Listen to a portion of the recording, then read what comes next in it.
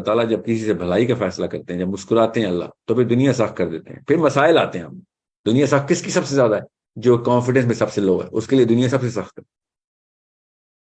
سو اپنے کانفیڈنس کو اپنی کیپیبلٹی پہ رکھنا چھوڑ دیں، یہ فزکس کیمسٹری بایولوجی کو چھوڑیں، اللہ، دیٹس اٹ، صرف اللہ عز و جل۔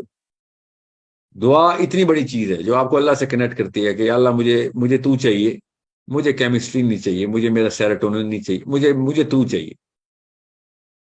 مجھے کسی بھی شخص میں، کوئی بھی انسان کو میں دیکھوں تو میں کمپیئر نہ کروں، کیونکہ مجھے یہ نہیں بننا، مجھے تو چاہیے بس۔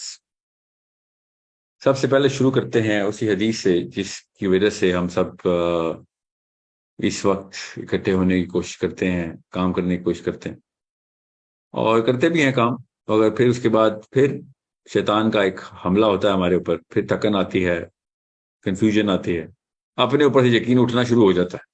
اصلی مسئلہ یہ ہے، اور میرا موقف یہ ہے کہ انسان کو اپنے اوپر سے کبھی بھی یقین نہیں اٹھ سکتا، انسان کے اوپر کیپیبلٹی نہیں ہے اپنے اوپر سے یقین اٹھانے کی۔ اس کو اصل میں اللہ تعالیٰ نے سب سے پہلے اسی بات کو ایڈریس کیا ہے کہ تو اور تیرا یقین اصل میں آپس میں کوہیرنٹ ہو نہ ہو، اس سے فرق نہیں پڑتا۔ اگر تو اپنے اوپر ہی رہے گا تو رہ جائے گا، تو اپنے اوپر یقین نہ کر، میرے اوپر یقین کر۔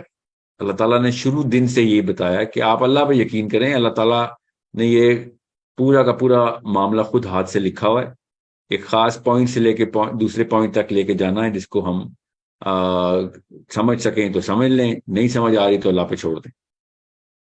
اگر ایک بچے کو یہ معاملہ ہو اور اس کو اپنے باپ پہ سے یقین اٹھ جائے تو اس کو ہم بیمار کہتے ہیں، اس کو سائیکالوجسٹ کے پاس لے کے جاتے ہیں، اس کو دوا دارو کی جاتی ہے اس کے ساتھ کہ بھائی کیا ہو گیا، کیوں ٹرسٹ، تمہارا باپ ہے، ماں ہے، انہوں نے تمہارے ساتھ جو کچھ بھی کیا ابھی تک، جتنے پل بڑھ گئے ہو، اس کے بعد تمہارا کس بیس کے اوپر ہے باپ یا ماں پہ یقین اٹھ رہا ہے؟ اس کو ٹرسٹ ڈیفیسٹ کہتے ہیں، اس کو ڈسنس بولتے ہیں، اس کو ہزاروں بیماریوں کی جڑ ہے۔ اس کے بعد ڈپریشن شروع ہو جاتی ہے، اس کو بیسکلی وہ سیلف ورتھ لوز کر جاتا ہے، سیلف اسٹیم فریکچر ہو جاتی ہے اس۔ یہ معاملہ ہمیں گھر میں سمجھ آ جاتا ہے، مگر ہمیں اللہ کے ساتھ یہ معاملہ سمجھ نہیں آ رہا، اسی لیے قرآن سمجھ نہیں آ رہا۔ سب سے پہلے اس فلسفے کو سمجھیں کہ اللہ تعالیٰ نے سب سے پہلے قرآن پاک میں اپنی ذات کو اسٹیبلش کروایا ہے کہ آپ لوگ بے شک اپنے اوپر زیرو یقین رکھتے ہوں، کوئی فرق نہیں پڑتا، ایک خاص جرنی سے اوپر جائیں، اپنی شعور کی جرنی، اور آپ کو سمجھ آ جائے گی کہ آپ کے اوپر یقین اتنی ضروری چیز نہیں ہے جتنا آپ کا اللہ کے اوپر یقین۔ اور جب آپ کو یہ یقین اسٹیبلش ہو جائے گا تو آپ کی اپنی سیلف ورتھ بھی بڑھ جائے گی، سیلف اسٹیم بھی بڑھ جائے گی۔ یہ بات ہمیں سمجھ نہیں آ رہی، ہمیں اس وجہ سے اللہ اکبر کا مطلب ابھی تک سمجھا نہیں سکا کوئی۔ سوچیں، سبحان اللہ کا مطلب نہیں سمجھا سکا۔ اللہ تعالیٰ پہلے دن سے بتا رہے ہیں کہ تم اپنی اوقات میں کچھ بھی نہیں ہو، تمہاری اوقات ہی تب بنتی ہے جب تم میرے ساتھ اٹیچ ہو جاتے ہو، ورنہ کر کے دیکھ لو جو کوئی کر سکتے ہو، دیکھو پھر کیا ہوتا ہے۔ زیادہ سے زیادہ کیا کرو گے؟ ظلم ہی کرو گے۔ یہ میں آج بتا رہا ہوں اپنے اوپر رہنے کی، کہ انسان اگر اپنے اوپر رہے تو پھر اپنی جبلت عیاں کر دیتا ہے۔ اس لیے اس روح کی آواز سننی پڑتی ہے جو اللہ نے اپنی فطرہ میں بنائی، اور اس روح کو اللہ تعالیٰ نے اپنے سے کنیکٹ کروایا کہ میں اپنی جو سگنیچر ہے، اپنی فطرہ پہ پیدا کرتا ہوں، تو میں اپنی مرضی کی فطرہ پہ، اس کا یہ مطلب ہے میں اپنی مرضی کی فطرہ پہ پیدا کرتا ہوں، اور تمہیں ابھی تک نہیں سمجھا آ رہی، اور نہ ہی میں نے تمہیں سمجھانا ہے کہ روح کیا ہے۔ نہ اس چھوٹے سے برین میں یہ کیپیبلٹی نہیں کہ اس پلانٹ میں آ کے یہ برین روح کے کانسیپٹ کو کی ایکسپلینیشن کو سمجھ سکے، اس کے بعد اپنی اس لائف کو بھی اس کے ساتھ انٹیگریٹ کر سکے۔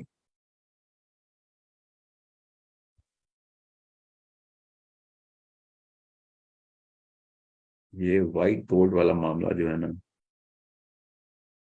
یہ ختم کریں جی۔ سو جب آپ کو یہ بات سمجھ آ رہی تھی، تب آپ کو اللہ اکبر کا مطلب پتہ چلتا ہے، تب آپ کو لا الہ الا اللہ کا مطلب پتہ چلتا ہے کہ بھئی میں اگر اللہ کے علاوہ کسی بھی اور کانسیپچلائزیشن کے اندر اپنے آپ کو اسٹیبلش کر رہا ہوں تو لا الہ الا اللہ کو میں نے نلیفائی کر دیا، میں نے سپر سیڈ کرنے کی کوشش کی ہے۔ تب پتہ چلتا ہے شرک کتنا بڑا گناہ ہے، تب پتہ چلتا ہے طاغوت کیوں اتنا بڑا گناہ ہے۔ اللہ تعالیٰ کو ہمارے گناہ کرنے کے بدلے نہیں لینے کا آخرت میں، اللہ تعالیٰ نے ہماری بہتری کے لیے دنیا کے اندر یہ سارے معاملات اور اصول بتائے تھے۔ یہ ہمیں جنت میں جا کے پتہ چلے گا، آخرت کے دن پتہ چلے گا کہ یہ دنیا کے اندر سارا کا سارا معاملہ میرے لیے کیا ہوا تھا اللہ تعالیٰ نے، اور ہم سمجھ رہے تھے اللہ نے اپنے لیے کیا ہوا ہے، جیسے اللہ کو ہماری توحید کی ضرورت ہے، نعوذ باللہ۔ یہ ادھر اپنے اوپر ہنسیں گے ہم کہ اتنے سال ضائع کیے تھے ہم نے، اور اپنے آپ کو اس کبر میں باشعور کہنا شروع کر دیا تھا، فلسفی کہنا شروع کر دیا تھا، مفکر، فلاسفر، تھنکر، ریفارمر، ہر کوئی اپنے اپنے ٹیگ لگا کے بیٹھا ہوا۔ کیوں؟ لا الہ الا اللہ سمجھ نہیں آ رہا کہ اپنے آپ کو اللہ تعالیٰ کے حوالے کر، اور تو دیکھ اپنی اوج تو دیکھی، پھر تو کام وہی کرنے پڑیں گے جو دنیا کی لوگوں کی فطرہ کی آواز ہے، تجھے خود سیٹسفیکشن ہوگی اس میں، مگر کیپیبلٹی تیری تب بڑھے گی اور بنے گی جب تو اپنے آپ کو اللہ کے حوالے کر دے گا۔ اس کے بعد سب سے پہلا فائدہ کیا ہوگا؟ آپ کو اپنے اوپر سے جو لو کانفیڈنس کے دورے پڑتے ہیں، ہم سب کو پڑتے ہیں، وہ تبھی پڑیں گے، اپنی حیثیت نہیں پہچان سکتے، اپنی حیت نہیں پہچان سکتے، اس کی وجہ سے ہر وقت confusion, dissonance, distortion, cognitive distortion کا شکار رہتے ہیں، بستروں میں پڑے رہتے ہیں کئی کئی دن، 12 12 گھنٹے، 8 8 گھنٹے سوتے ہیں، اور اپنے آپ کو بس ایک آن آف کا بٹن بھی رکھا ہوا ہے کہ ابھی تک میں آن نہیں ہو سکا ہوں، اپنی کیپیبلٹی کی زون میں نہیں آ سکا ہوں۔ یہ سب کے ساتھ 2 نمبر معاملات ختم ہو جائیں گے جب آپ کو یہ یقین ہو جائے گا کہ اللہ تعالیٰ نے یہ کہانی پہلے سے لکھ چھوڑی ہے، اور میری کیا اوقات ہے، میں تو نقطہ بھی نہیں ہوں اس کتاب کے اندر، اور اس نقطے کے اندر میں اپنی اوقاتیں بھی بنا رہا ہوں، ڈپریشن بھی کے دورے میں بھی جا رہا ہوں۔ یہ کہانی بہت بڑی ہے، خربوں لوگوں کی ہے، ہزاروں کروڑوں لاکھوں سالوں کی ہے، آدم علیہ السلام سے پہلے سے شروع ہوئی ہوئی ہے، اور آخری بچے کے مرنے کے بعد کئی ہزاروں سال بعد بھی چلتی رہی۔ یہ بہت ضروری ہے کہ آپ کو پتا ہو کہ اللہ کے اس پلان کو سمجھیں۔ اللہ کو کتنا سمجھ سکتے ہیں کوشش کریں، مگر اللہ کا پلان جو ہے وہ تو اللہ خود بتا رہے ہیں۔ اگر اللہ کا پلان ہماری کیپیبلٹی میں نہ ہوتا تو قرآن آتا ہی نہ۔ قرآن پاک نے آ کے سب سے پہلے یہ بتایا کہ سب سے پہلے اپنے اوپر انحصار چھوڑ، اللہ پہ انحصار کر، اور پھر تجھے پتہ چلے گا کہ دنیا کے مصرف مصارف کیا ہیں، اور اس کے بعد آپ اپنے کانفیڈنس زون کے اندر آئیں گے۔ انسان کا کانفیڈنس اگر اس کے اوپر ہی ہے تو خسارے میں ہے وہ۔ اگر انسان کا کانفیڈنس انسان بنانے والے کے اوپر چلا گیا ہے تو پھر وہ لوگوں کو خسارے سے نکالنے تک کی مشین ہے۔ اس لیے میں IMS کے لوگوں سے بار بار بتا رہا ہوں آپ کو، آپ نے کسی بھی موقع کے اوپر نہ اپنے اوپر انحصار کرنا ہے نہ میرے اوپر، آپ نے اللہ پر انحصار کرنا ہے، اور اللہ کے گریٹر پلان کو سمجھیں جو کہ دنیا کے اندر کس طریقے سے مینیفیسٹ کرتا ہے، ظہور پذیر ہوتا ہے، اور اس کا حصہ بنے۔ نبی علیہ السلام نے اس لیے ارشاد فرمایا کہ میں نے تم تک یہ پیغام پہنچا دیا، اس کا مطلب ہے پلان سمجھ آ گیا آپ لوگوں کو؟ تو لوگوں نے کہا جی سمجھ آ گیا۔ تو اب آپ جاؤ اور لوگوں کو یہ پلان بتاؤ کہ بھائی اب سب کچھ اللہ کے لیے ہے، اور سب کچھ اللہ کی طرف سے ہے، اور سب کچھ تمہارے ہی فائدے میں جاتا ہے۔ شاباش، اکٹھے ہو جاؤ اور انجوائے کرو اس گریٹر پلان کو، اور آخرت میں مسکراؤ، مسرت کے ساتھ ایک دوسرے سے ملو کہ ہاں واقعی ہم کامیاب ہو گئی۔ اور اللہ تعالیٰ قرآن پاک میں یہ بتا رہے ہیں کہ اصلی کامیابی کیا ہے۔ Okay, so it is something which is very clear if you look at it. اور اللہ تعالیٰ نے کہا تھا نہیں سمجھ آ رہی، فکر نہیں کرو، پہلے مان لے، تجھے سمجھ آ جائے گی، سمجھا دوں گا، سمجھ بھی آ جائے گی، ایک بار مان کے یہ پلان ہے۔ اب وہ ادھر ادھر سے گھات گھات کا پانی پی کے، ہر جگہ کا رگڑا کھا کے، سر کے بل گر کے، منہ کے بل گر کے، پھر کھڑا ہو کے آ کے اینڈ میں وہیں تو پہنچے گا۔ اور تو اگر یہ سمجھ رہا ہے کہ ہمارا کوئی اور ڈیکوئے پلان ہے تو فکر نہ کر، پرانے مفکرین سے پوچھ لے، اینڈ میں وہ بھی وہی پہنچے۔ تجھے کوئی نیا سیارہ نہیں مل گیا، تجھے کوئی نیا جسم نہیں مل گیا، وہی کچھ ہی ملا ہے جو پچھلے انسانوں کو ملا تھا، وہی سیارہ ہے، وہی چکا ہے جس میں گھوم رہا ہے وہ۔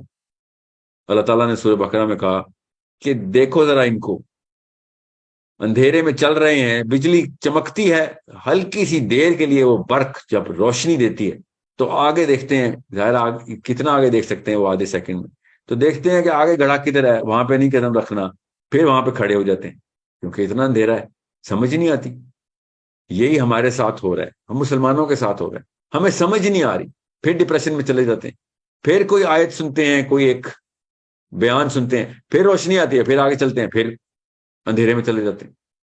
دوائیاں، اسپتال، psychologist, therapist, motivational speakers, religious speakers, پھر آتی ہے کوئی روشنی، پھر اندھیرا آ جاتا ہے، پھر بیوی بچے دیکھتے ہیں، اسکول، کالج، دفتر، جاب، پھر گم ہو جاتے ہیں، پھر سمجھ نہیں آتی کیا کریں، پھر واپس آتے ہیں ایک سیکنڈ کے لیے۔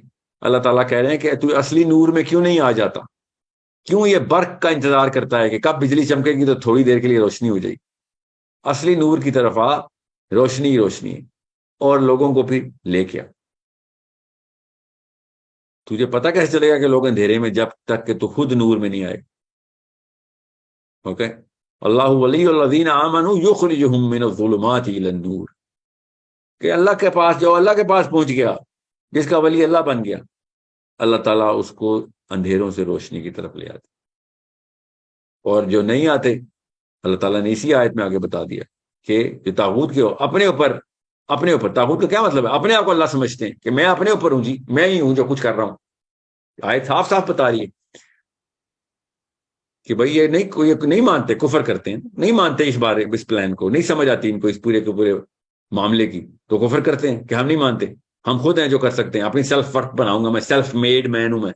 تو اللہ تعالیٰ کہتے ہیں پھر کیا ہوتا ہے، یخرجہم من النور الی الظلمات، کہ اللہ تعالیٰ پھر ان کو نور سے نکال کے ظلمات میں ڈال دو، اور پھر آگے بتایا کہ بس یہ پھر آگ میں ہی رہیں گے، ادھر کی روشنی میں ہاتھ تاپیں گے اپنے، کہ ہاں بس یہی ہے ادھر۔ سو روشنی ہے، آگ کی بھی ہے، اس سے گزارا کر کے دیکھیں تو پھر اس حالت میں تو نہیں بچیں گے ہم کہ کچھ کر سکیں۔ نور کی بھی ایک روشنی ہے، وہ راستہ دکھائیں گے، اس آگ آپ کو ختم کرنے کے لیے، نور آپ کو اثر نو بلڈ کرنے کے لیے۔